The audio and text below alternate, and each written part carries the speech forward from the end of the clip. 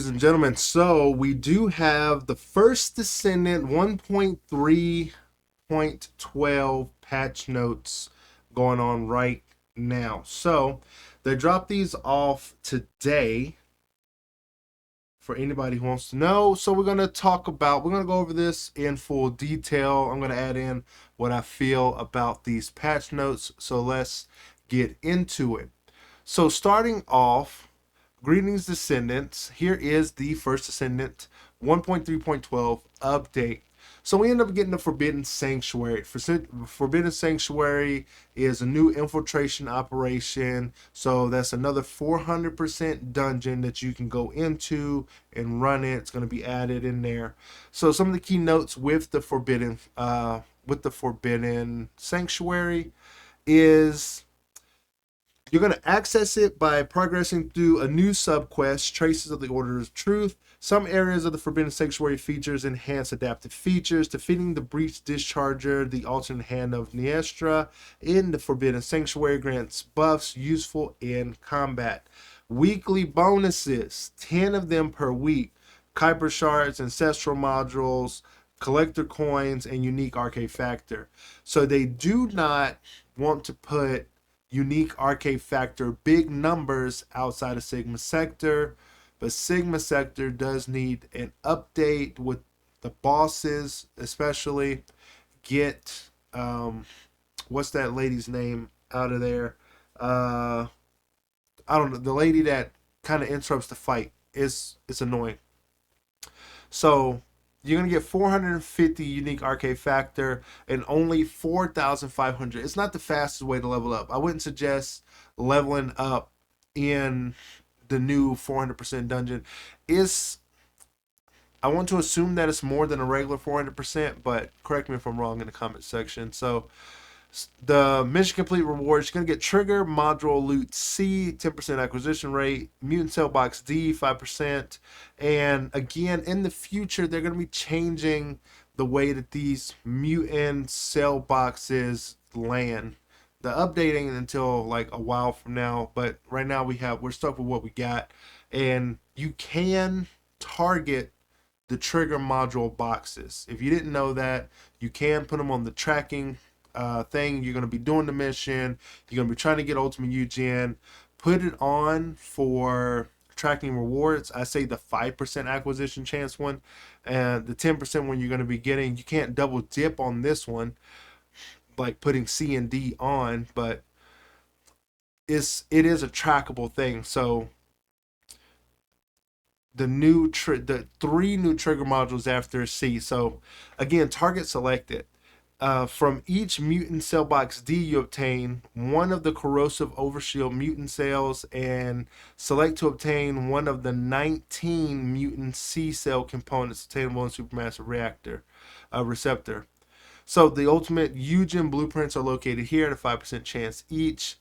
And I don't remember what the Harris numbers was, but when you played the Harris missions in the Supermassive Receptor dungeon, it did drop a lot of Harris stuff. It was just grinding for the materials for Harris that was really just like a pain in the butt.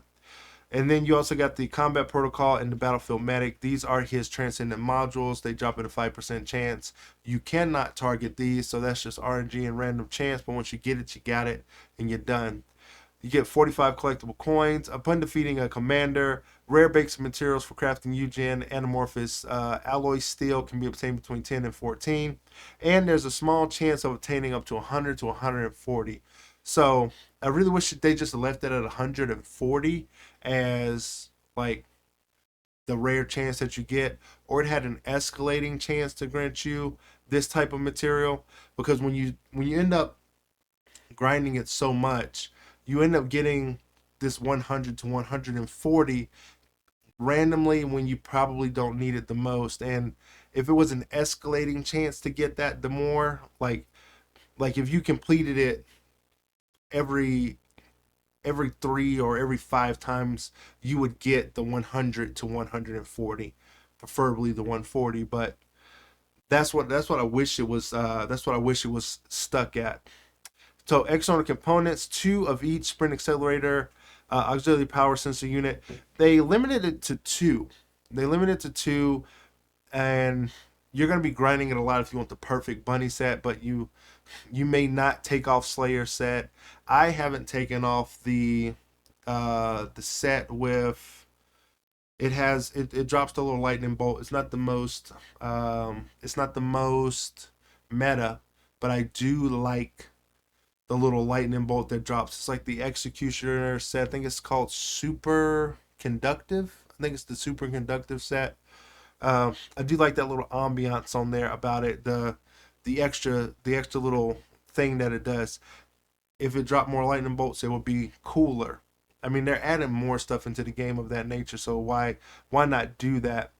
So you can obtain a box, which you can select and obtain a trigger module, and boxes are not displayed in the library, so they just drop. It drops as a box. It will open up. So this is probably another thing you can target farm, and then when you get it, it's just not going to be something you're going to open up to select the reward that you want. It's just going to happen. They've been doing that a lot lately with putting things in boxes that just automatically open, and you don't get to pick what's inside of it. It's a loot box and a loot box. So no one's called them out on it, but it's kind of an annoying thing that they've now put loot into the loot boxes with a lower percent chance for them to drop. It's annoying. All right, and there's a small chance between 7 and 11. So a small chance between 70 and 110. So Ancestor Module Readjustment Materials, the Superconductive Cooling Unit can be obtained between 7 and 11. And in the event they got going on later, they're going to give you the option to get materials to reset your Ancestor Module.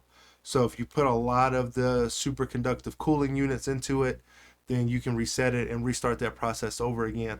The readjustment for the Ancestor modules ain't the best either, and because it has the 2, the 3, so they also have the 4 new melee modules, the balanced weapon modules, the ultimate execution, the balanced weapon melee module, the ultimate overpower, balanced melee weapon ultimate Eye of Mordevel, and the powered melee weapon ultimate execution. So with these new melee modules, are they game changing? Someone's gonna come out with a build. Someone out there likes these swords that much, but I think the ease of use is the one that does the spinning thing where you throw it out, it makes the vortex. I think it's called like the Hypernova sword. And then the other one where you just attack is a big hulking sword.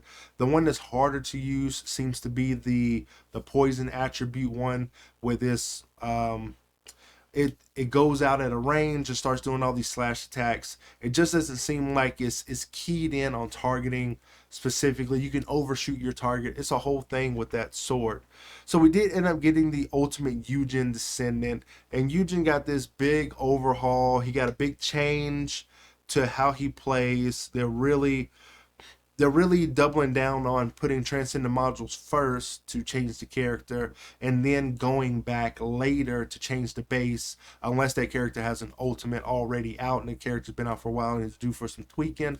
Then they're going to adjust the base like they did with Ultimate Ajax, and we'll get to Ultimate Ajax later. So they added a new Descendant Ultimate Eugen, added 2 new skill modules for Ultimate Eugen. Skill Module 1, Combat Protocol. As Eugen's max HP increases, cooldown decreases, Eugen can attach a drone to assist in battle. Some skills consume HP to unleash powerful effects. Eugen can no longer buff allies, but effects that strengthens Eugen himself increase.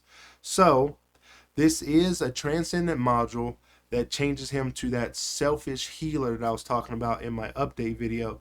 This is very good for him. It kind of makes him a pseudo gun descendant because he's not really putting out no skill damage to that nature. So he's not breaking the game on both fronts. He's not doing healing and damage and then abilities. He's not tapping. He don't got his foot in both worlds. And then we have skill module 2, Battlefield Medic. Eugen gains bonding energy when buffing allies. The higher Eugen's bonding energy level, the higher his skill critical hit rate and multiplier. Eugen can consume bonding energy to enhance himself and allies while significantly lowering enemies' attribute resistances. 5% chance to obtain it as a Forbidden Sanctuary mission reward. Can be obtained by combining modules. Equipping Eugen or Ultimate Eugen activates Eugen's Descendant exclusive quests. Completing Eugen's exclusive quests rewards you with the back attachment multi-purpose meta pack. So this is also good. This is also a thing that they should have done with the other Descendants, is when you complete their quest line, you get a unique item for doing it to show off that you did complete that thing. Now, I haven't done any of them, and that's one of the things they brought up in the game, in one of their dev lives, is that they're going to continue to do these missions for these characters because it brings them more immersion to the game and continues to build on the story of each and every character. I think people like the Enzo and the nail thing. I think people are interested in Freyna's past. They are interested in the way that Sharon and Freyna and the whole that assassins group interacts, and then you have the hounds unit. We're really building layers here like Legos to where everything is attaching, but we don't know the final picture yet until it's all put together. I wouldn't say it's like a puzzle. It's not a puzzle. There ain't no mystery here. We're not looking for ends to connect, and we're not drawing our own conclusions. This is a escalating, stacking story that's going to build into a better foundation, a better overall picture in the end of how Albion runs. So if you guys didn't know, I do like to segue sometimes when I'm doing this, keep it all broken up. So if you guys didn't know, right now where the game is headed is that they're in a bit of a chaos. Alpha has apparently died, and spoiler alert, so Alpha apparently died. They need a new Alpha. Enzo seems to be stepping into that role, but not officially yet. They have the Enzo and the Nail love going on. Corell's at war with himself and his people, and they're fighting the Colossi in his home world. Time is working differently over there. He's trying to amass the Descendants so that they can go back and fight for him on his home world to save it. We're really not trying to do that. We want to give him help because we're good-hearted people, but Corell's not about that life, and he doesn't want anything to do with that. So that's where the story's going. We're building all these blocks on here where we keep stacking it. And then Freyna and then the way that the Magisters are working with Sharon and all that's going on. Albion's used as like a mining facility, and the humans there were supposed to be slaves for a long time. It was just a whole thing. So if you missed any of that story, that is where the first Descendant is going, and it has a lot of good bones, but the delivery of the story is absolutely terrible. And they're looking to change that later in the game so that you can be as interested in the story as interested as I am in the story of the first Descendant. So again, I like these exclusive rewards coming back. Hopefully they can explain why why Abyss Colossi kind of exists, the mutation of them. I want to see where that kind of goes. But speaking of that, we got the Grim Reaper. The Grim Reaper is the Void Abyss version of the Death Stalker. So heavy mechanics, all that jazz. So before posting this video, there's already a bunch of people coming out with videos on beat this character 2 minutes in 2 minutes, beat this ultimate boss in 6 minutes, yada yada, such and such. No ancestor mods with ancestor mods. So it isn't. They're getting better. The developers are getting better at not letting the players knock these bosses out within like 10 seconds, 30 seconds. The time is getting up there. If 2 minutes and 30 something seconds, or 2 minutes and 3 seconds, or 6 minutes and 36 seconds is some of the times people are getting. The build's got to be good, but also they did add in find a party. And people in chat during the devs live stream was asking why are the developers investing in this find a party thing. And then I got to see it in game today, right? I keep getting clogged. My nose keeps getting clogged up, allergies. So they keep asking the devs why invest in this party search thing. And for the Void Abyss Colossi challenge mode, if you can find a party, it's almost like matchmaking, but that event is really, really hard. So you do want a specific team of people that you kind of vet before going in there, and you're not thrown in with random. So it's still matchmaking, but it's controlled matchmaking that you get to find and pick your group on who you want to play with you at that time. So someone can't just come in there and get carried. And that's a lot of things. That's one of the things that a lot of people don't like is unless it's flat out said, like in a Destiny 2 raid or something like that, like, hey, this guy don't know what he's doing. He's kind of here to get carried. Can he be just on ads? But the first Descendant doesn't have anything like that. It's kind of like do your damage or get out kind of deal. So you need to contribute or you need to go figure out how to play. That's where we're at. So change the void, abyss, intercept, abyss, void. Change the void, intercept, battle, abyss, void, intercept, battle, challenge leaderboards to Grim Reaper. That's a crazy sentence. To intercept Grim Reaper, you must reach mastery rank 18 and complete the quest, the most powerful Colossus. Grim Reaper is a toxic attribute Colossus. The Grim Reaper possesses the Deathly Stare effect, which strengthens itself in Void Reflex mode. It uses a skill that fires multiple projectiles in Void Reflex mode. When certain conditions are met, it uses a skill that utilizes a restrictive combat space. That's probably that pie chart. The Challenge Grim Reaper has some of its stats adjusted and enhanced compared to the Void Abyss version. The Challenge Grim Reaper requires more strategy against its unique effects than the Void Abyss version. So they're wanting us to go in there with kind of raid teams. And the Void Abyss Intercept Battle Abyss Challenge leaderboard will be active during this period. The Void Intercept Battle Challenge leaderboard, rankings, all that. So trading, the maximum amount per trade is increased before 2,000, 10,000 caliber. Some trigger modules and ancestor modules are now tradable. You can also check the ancestor modules in the companion app on the official website under Trade Market Beta. In Trade Market, module research you can view the statistics each module. The statistics are based on actual in-game one-to-one trading and may differ from the information listed in the trade market. Ancestor module trade fee 1.5 million gold. So they are adding in more ways for us to get gold, and this is going to make it a lot easier for us to enable ourselves to trade in order to get more gold, in order to get more modules. We're getting more modules, so things get quite expensive when you start trying to level things up, because they really want gold to be used in a lot of things, and I'm really struggling here, so I'm gonna have to put on my readers because this thing is quite long. So the Steel Vanguard relative speed dynamo drive, ancestor modules, all that. You can read all that there because I want to kind of shotgun through this because we've already been here for 18 minutes so far, roughly that.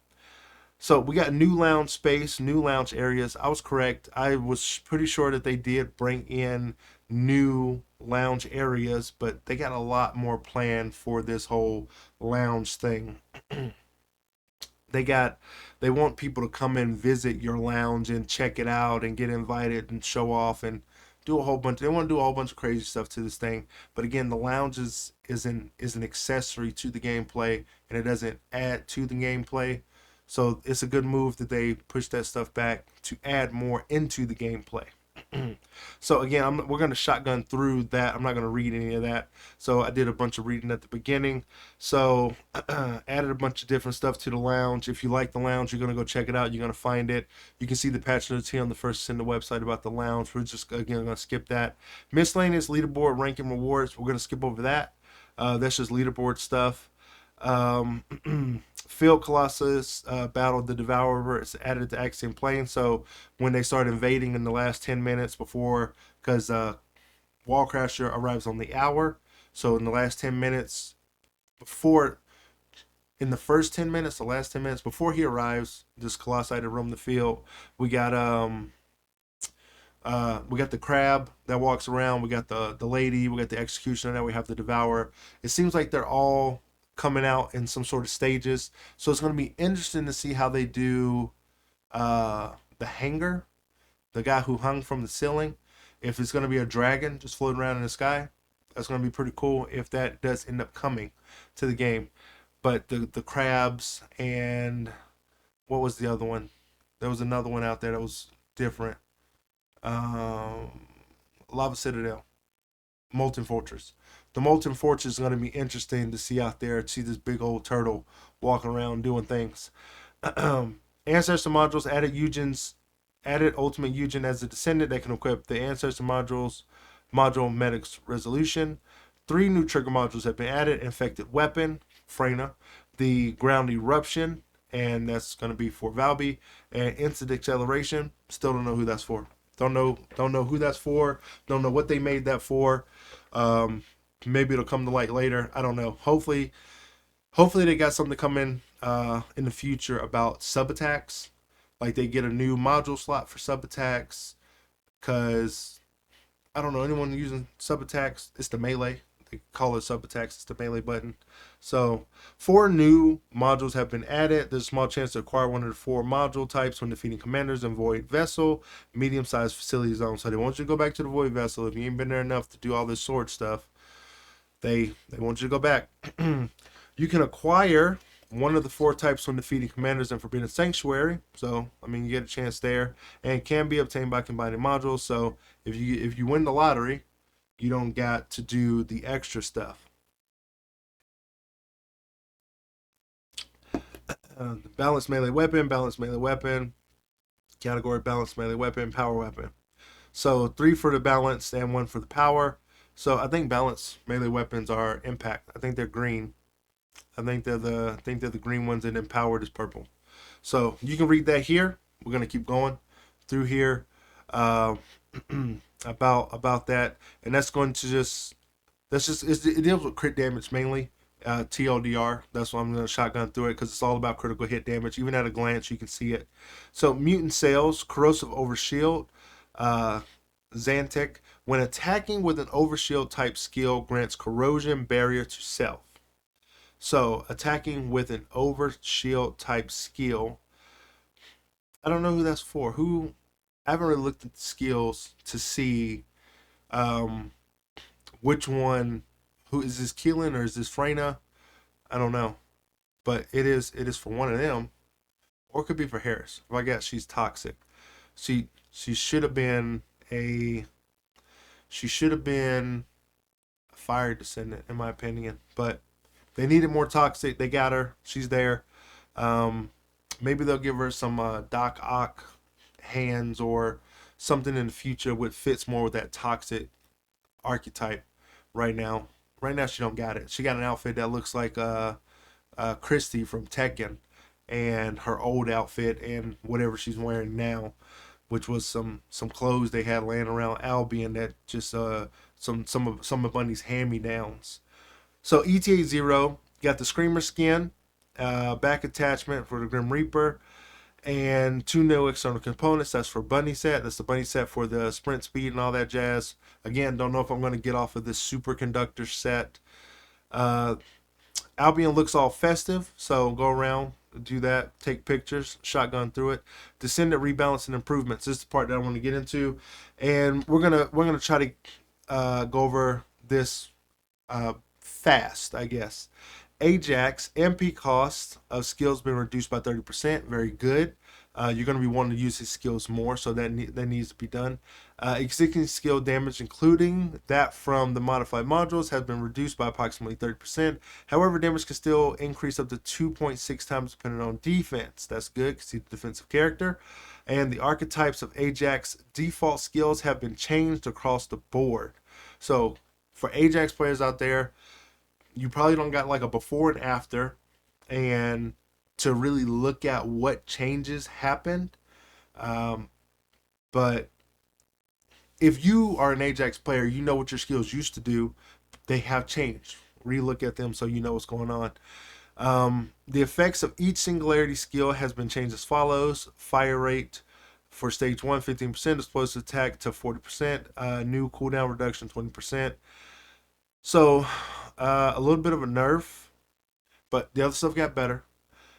Stage 2, 20%, unchanged 20%, it's escalating. And then stage 3, 25%, 60%, and cooldown reduction 20%. It maxed out at 20% cooldown reduction. Orbit barrier changed from dimension to tech.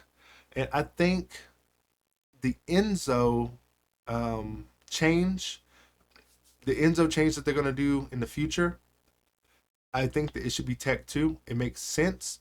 Dimension made sense for me with Ajax because I think he's a void walker. So he can, the big old suit that he's in is to, it's like the deep dives of the void. He can withstand that. He's trained for that. But orbit barriers changed to tech. Okay. Kind of still fits my brain that works with that. Calculation method for reflection damage changed based on skill power modifier. Reflection damage can increase up to 2.6 times depending on defense. So I don't remember what it was before. If it was based off of his actual HP or defense, if that's what it was going off of. But they want skill power modifier to matter. I don't know if you guys noticed this, but they want skill power modifier to matter. A lot of people sacrifice skill power modifier in order to get more damage, and they really want you to stop doing that.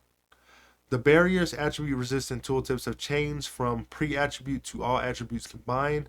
Reflection damage, skill power, enhanced reflection damage, skill power modifier, and then damage increase defense times I want to say skill power modifier, and max damage increased 160%. Inflicts void leakage on enemies that touch or attack the barrier. That's the debuff, the unique debuff that Ajax puts on enemies that has them take more damage. Attacking a target inflicted with void leakage grants void acceleration on Ajax. If Ajax's rounds per minute reaches 0, while void acceleration is in effect, Ajax immediately reloads and deals additional damage that scales with defense. So this is what I wanted them to do before. I wanted them to create a weapon. Probably just hit my camera all over the place. It's all cattywampus. I wanted them to create a weapon that dealt damage to the enemies based off of Ajax's defense, and they kind of baked that in with a debuff. So that's pretty good. Additional damage when attacking with a firearm. Explosion damage times damage multiplier. So now we're back at Restored Relic. Seems like we're back at Restored Relic, or they're going to have a better version or a different version of Restored Relic come out to where Ajax is going to be able to use that better for himself. So they really specifically did it with explosion damage, but that makes sense because Ajax in his intro, you go to his character, he has a big hulking heavy weapon that's in the game right now, but it's a purple and no one uses it. So Restored Relic was basically the only way to go with that. They do want you to use Restored Relic. The other one that's a toxic explosion, one that does sticky bombs, that thing needs to be reworked. It can't keep up with the rest of the game. It's not good. So the damage defensive multiplier times skill modifier, max damage multiplier, and that just, I don't know if that's skill power modifier, I think that's skill power modifier. Void walk skill power increased. Is it increase? No, that's a decrease. I can't read. That's a decrease. And damage increase, defense times skill power modifier, max damage increase by 160%. So got a little bit on the low end, got some increase on the back end. Using expulsion, using this skill now applies taunt, and we always wanted him to taunt enemies, have enemies attack him, get that reflection damage going, and then take the heat off of everybody else because we're a defensive character. We're supposed to tank. We're supposed to do all that. So damage skill power times skill power modifier. Enhanced damage skill power times skill power modifier, and damage increase by defense. And so we're seeing all his damage increase coming from his defense. So that's like Eugen with his HP, Ajax with his defense. So I think we're gonna get more personalized tweaks to fit the characters now that the developers are getting on track with how their characters are reading and how they should be playing. So, I mean, better late than never. So hopefully we can see some of those improvements in the future, changing Enzo's stuff to tech that only makes sense, or changing some people's stuff that was tech over to dimension, fusion, or singularity, something that's absolutely different than what you would think it would be, to the right thing that we assume it should be. So, Hypercube. The barriers, attribute, resistance tooltips have been changed from pre-attribute to all attributes combined. Applies a defense boosting buff to allies and attack reduction. Debuff on enemies inside the barrier. So attack decrease to enemies inside the barrier. Defense increase to allies in the barrier. Right? And then modification to void explosion. Void explosion focus. So now it deals damage to nearby enemies and gains 8 stacks of void explosion. In addition to the explosion effect, when used as an enhanced skill, gains 8 stacks of void overload. And then while under the void explosion effect, using a melee weapon to attack an enemy inflicted with void leakage causes an explosion. So we're doing more big body stuff.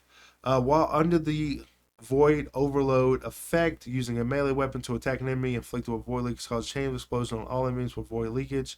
So that's the berserker mode that they were talking about, that they wanted to get going with Ajax. Jump into the mix, get this arcade leakage on everybody, start using your melee weapon and causing all these different explosions.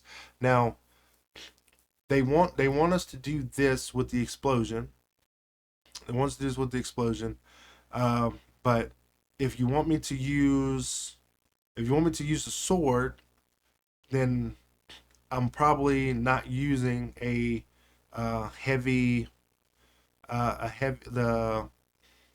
ancient relic.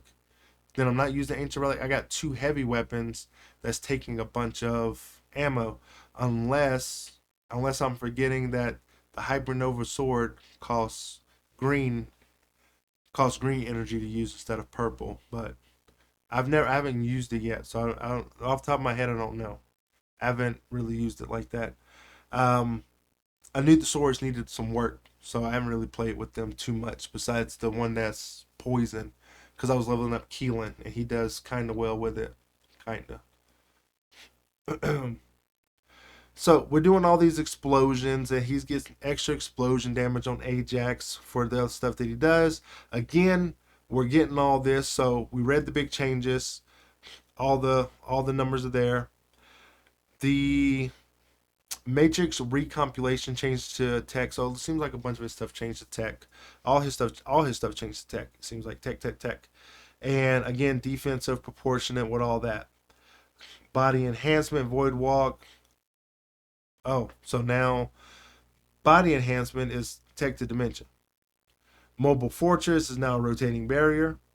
So the module, life barrier to mobile fortress, rotating barrier. Body enhancement, that's a module. It changes the tech to dimension. Gotcha. All right, so now we're talking about module modifications. So, okay, yeah. All right, so we're changing some stuff when we equip some certain modules on there. So I think I may have overlooked that while I was reading. So anyway, Eugen got a lot of stuff. His first aid and effective treatment have been sunset. I'm just use the word sunset. And the you can't obtain them anymore. You break them down, you're gonna get your full benefit back that you invested into them. So it's worth doing that and getting rid of them. You don't need them anymore. I'm not gonna go through his whole kit. I don't really care too much about Ultimate Eugen in that aspect. He could be good, but you can read on the screen what he actually can do. We're already at 34 minutes. I'm trying to wrap this up. Ultimate Eugen got a lot of changes. I like a lot of big changes that he needed. And as I'm talking about it, you can read it on the screen. But a lot of things can be used now while sprinting. A lot of things got taken away. A lot of firearm stuff got added to his kit, which was highly needed. Now he just needs a good weapon to go with him specifically. He'll be all right. So again, duty and sacrifice can be used with sprinting, and that was good too. I want to say it made you stand in place when you threw it up, and it did its thing, and it automatically get used. Duty and sacrifice. I'm not gonna read that, but I want to say duty and sacrifice. People use it so much they thought that that's what his base one did. That you'd pop it and use it. When I want to say that you have to trigger it and then use it in his base. So Viessa, she got a lot of good changes. Got a big MP bump here. I'm going to hit the high notes. Big MP bump here. Big damage increase. Big damage increase against Colossi. Big damage increase overall. Big damage increase on the front end. Shield recovery. Great here on the back end. I don't think 3% was enough. So 5% increase with the other stuff that you got going on is pretty good. The cold snap. Again, more damage, more damage, more damage. Glacial Cloud. I still don't use it. I don't know why anyone would use anything besides Absolute Zero. I'm not an Absolute Zero fan. I am a Hypothermia fan. So this good news here for Hypothermia. Got some good updates. Is it as good as Absolute Zero? Probably not, but I like Hypothermia. Keep up the changes to Viessa with Hypothermia. I want to see that. I want to see the Ice Queen freeze everything and everything get shards of ice on them. It looks pretty cool. So big damage increase for the most part. You're gonna feel the difference. And she goes heavily into skill power modifier too. If you start building that way, crit skill hit pump modifier, but it's kind of hard to do. Ice Sphere's got a bit of an update here. It almost doubled in damage. The Cold Snap Watch got increased. It got almost double damage. And Cold Cohesion, I don't know anyone using that at all. This Cold Cohesion, I want to say it uses more of the little ice balls that's supposed to float around you. It needs more ice balls. It needs to shoot faster. It needs to do way more than this amount of damage. That's not worth the bang for the buck here. Unless Cold Cohesion is something completely different than what I'm thinking of. It is Justice Skills on Cold Cohesion. It is a module. I don't know. Ain't no one using this. This thing needs to change or get taken out of the game. It's not good. Blizzard Tech Diffusion. See, here we go. See, we're doing those changes. Blizzard changed from Tech to Fusion. It should have been Fusion instead of Tech. That was weird. Big damage increase. It needed more damage increase. You always have to build her into more damage. But now, since it's getting more damage, you can flex her build a little bit more. Absolute Zero. Let's see. Skill crit hit rate. It says increase, but that looked like a nerf. Skill crit increase from 20%. So yeah, they nerfed it. They nerfed Absolute Zero. Fire rate targeting speed increased. Okay, buffed a little bit. Explosion damage buffed a little bit there. Show recovery, cold snap. So Absolute Zero still putting out big damage. So again, you can't. Ain't nothing bad there. Poison's more effective all around. Plague body armor, all that. I want to say it gives you your shield back, but I don't ever see that here anywhere. The defense mechanism. I want to say it does what what Viessa does. It gives you your shield back. Putrid venom increased. All these cut downs in the trigger makes it more powerful. So all that. Venom baptism. This needed to say like 3,000%. It's still weak. Max bullets 50. The timer runs out so fast. I don't even know if you'll get through all the rounds that you're going to be shooting with this thing. The duration needs to probably be 20 seconds. Let's see. Grants additional buffs based on number of weapon cores. Modifier, fire rate, range, rounds, and damage reduction. I don't know. I don't think it's still enough. I don't think it's enough. I think they were a little scared to up it, but we'll see later because they do want to go back and tweak these numbers.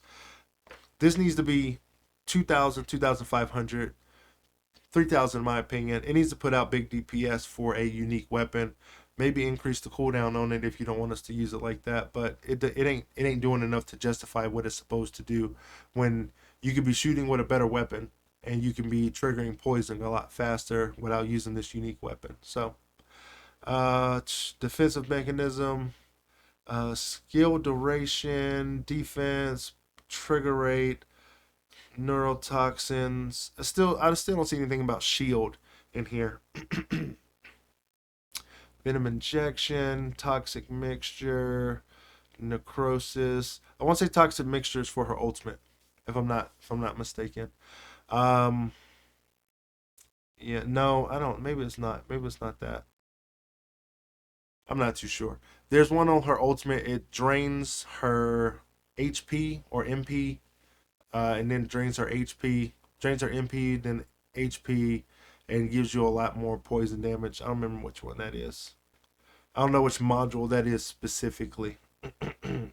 Valby, water intake, shield recovery, damage reduction, bubble bullet, plop plop. Let's see, cleanup, laundry bomb, fire rate modifier. Laundry bomb's already doing good, and it got a 100% increase in damage. So it's Valby's still one of the strongest descendants in the game at this point. Uh, added to the slow category, water play. I want to say we were already using. Uh, there's a decisive moment in Valby players, water play or supply moisture, and I'm always gonna go with supply moisture over water play. Laundry movement speed -20, continuous damage. So they nerf water play. Supply moisture, damage reduction, firearm increase, explosive, adjust some skills, tidal skill points, tidal wave movement. Okay, tidal wave, slow category, explosion, range. It needs to do a tidal wave. It needs to do an actual tidal wave. I don't think it does that. It just splashes water out front. Whatever. Seductive water. No one's using that still. Hydro pressure bomb. That's okay. Eh, it it needs to be uncapped. The inflict additional damage, probably just uncapped. There's so many enemies out there in Axiom Plains. Your hydro pressure bomb in, you hit 15 out of the 100 that's attacking you. It needs to be just uncapped. The spiral tidal wave. I want to say this probably should look better and do more. It should draw enemies in with clones of Valby, like the Etsimo clone. It like shows a picture of him, like dancing or of water people dancing, and then exploding and drawing people in and taunting at a higher radius or half the radius of Ajax. So start off at 5 meters around, or start at base 10 meters around it, and can increase with the skill expansion of taunting. So if you had a Valby and an Ajax on a team, then I mean they'd be competing against taunts, but whose people are either going to be using supply moisture or water play. So it's going to be niche. It's going to be niche situations that someone would use the spiral tidal wave to lure in enemies like it's supposed to. If I'm not mistaken on that module, if that's what that is. Luna and Ultimate Luna. So fixed her music, and they decreased the synchronization value for Ajax, decreased it for Eugen, decreased it, decreased it, decreased it, decreased it. I don't know if number going up is good and number going up is bad for no number going up is good and number going down is bad for synchronization. So, and then they have a bunch of new login events. So hopefully this has brought in some sort of the light on the first Descendant patch notes and what they've changed, what they've done. They've done a lot of good tweaks and a lot of good changes to some base of characters. And then Ultimate Eugen came into the game, but who cares? So like, share, and subscribe. And if your friends don't understand, then share this video with them. Right? I forgot what the saying was that I used to say, that I was saying in some other videos. If anyway, I forget it. Quickly, all these events, all these events, all these improvements. or whatever.